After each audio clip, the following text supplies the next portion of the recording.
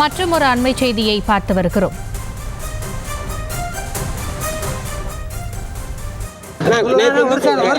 கூட்டணிக்காக எப்பொழுதுமே அமித்ஷா காத்திருப்பாரு அப்படின்னு சொல்லியிருக்காரு. இதை நீங்க எப்படி பாக்குறீங்க?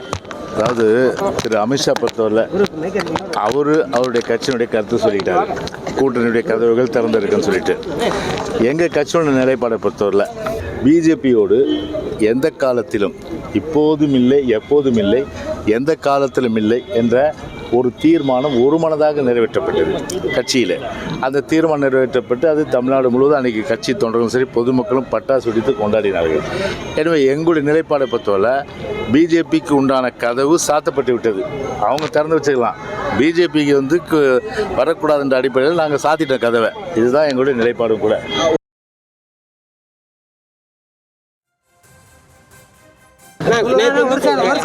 கூட்டணிக்காக எப்பொழுதுமே அமித்ஷா காத்திருப்பாரு அப்படின்னு சொல்லியிருக்காரு. இதை நீங்க எப்படி பாக்குறீங்க?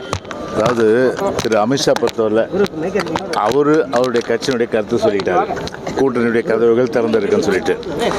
எங்கள் கட்சியோட நிலைப்பாடை பொறுத்தவரை பிஜேபியோடு எந்த காலத்திலும், இப்போதும் இல்லை எப்போதும் இல்லை, எந்த காலத்திலும் இல்லை என்ற ஒரு தீர்மானம் ஒருமனதாக நிறைவேற்றப்பட்டது கட்சியில்.